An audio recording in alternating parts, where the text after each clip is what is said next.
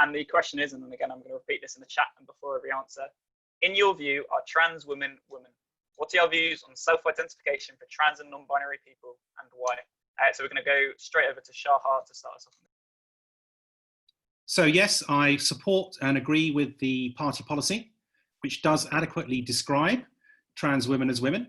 I think it is important to recognise that that's a claim about gender rights, for the very reason that people who are transitioning have moved away from the gender or sex that they were assigned, that was recorded at birth, to a different gender. So they've moved to that position, and it's a claim about gender.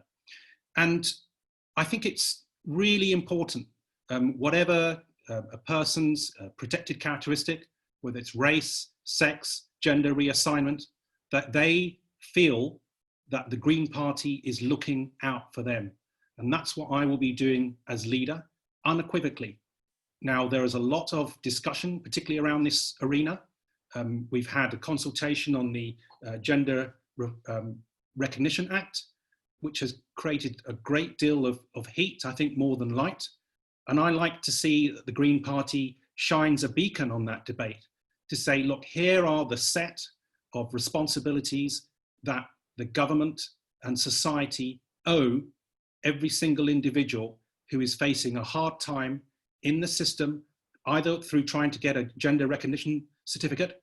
And I mean, I work in medical education as well, and I'm well aware of the painfully, woefully inadequate waiting times that trans people are made to suffer.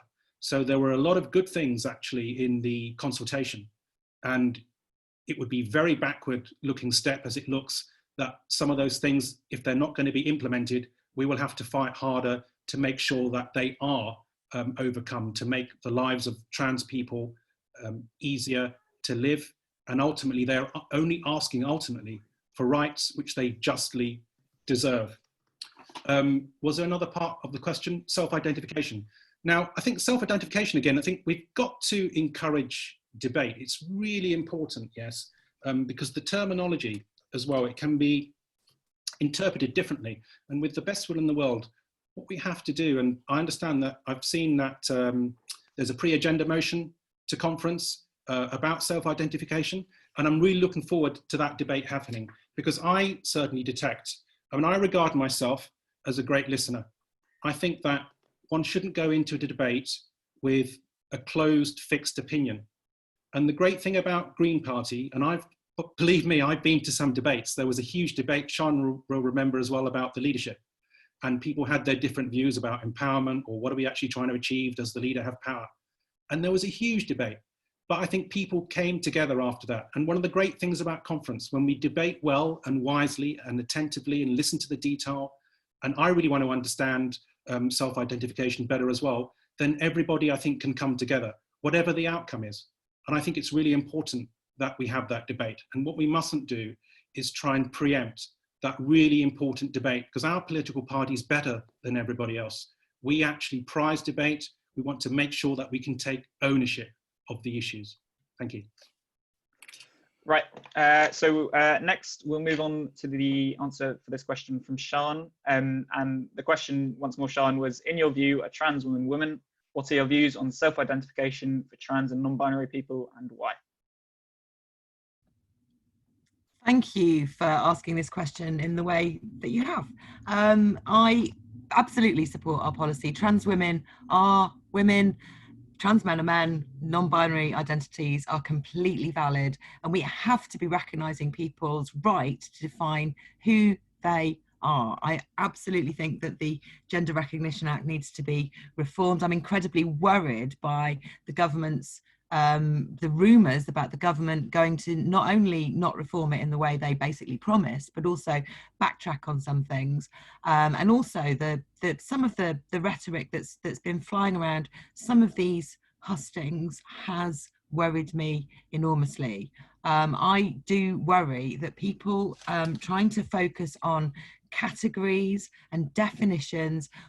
Why would you do that? Why are you doing that if you do not want to use those categories and definitions to exclude some people from access to things, from rights and from respect. And I think there is something a bit dodgy going on in terms of people trying to raise issues and use this leadership election to create the impression of debate within the Green Party, when I know that the vast majority of Green Party members are fully behind all our trans siblings, that the people trying to make a loud noise about this are a tiny minority. And I think myself and Rosie have both been struggling a little bit with the desire of some people to try and get a rise out of us and get us to give more airtime to views which simply do not represent the vast majority of our party and the values that our party stands for. So I hope that's not the most detailed answer to the question, but I hope that is a useful statement to be making in this context, because I really do not like some of what has been going on in some of the hustings, particularly in some of the chat. Thank you. Thank you, Sian. And then once I've read this question again, we'll move to Rosie for the last answer to this question. And that question, once again, is, in your view, are trans women? What are your views on self-identification for trans and non-binary people, and why? The short answer to that is yes, trans women are women, and yes, we should move to a system of self-identification. I agree with everything that Sian said there.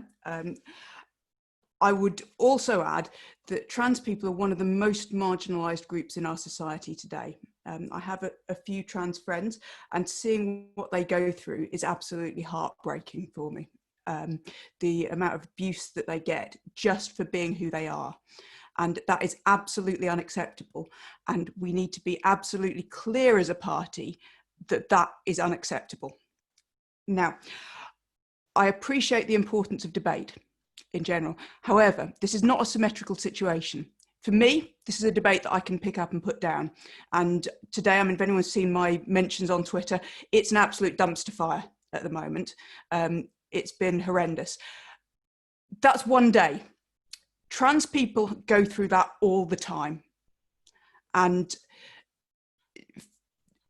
what we miss, I think, is when we talk about this as a debate, we're asking those people to continually be put in a position where they're forced to justify who they are and forced to justify their right to exist and to take up space in the party, and to be faced with all of these highly theoretical arguments about, oh, but what if this and what if that, when actually all they want to do is live their life and be themselves. So the fact that some of those concerns that are going around are really not in good faith. Yeah, there are some people with genuine concerns simply because of the sheer amount of misinformation that has been put around on this subject. But a lot of the people who come out with concerns, and I've tried debating a few of these, and when you get into a conversation with them, they'll go round and round and round in circles, and they'll ignore everything you say, and they'll ignore the fact that what they're trying to say they're concerned about is not based in reality and is not something that anyone's ever proposing.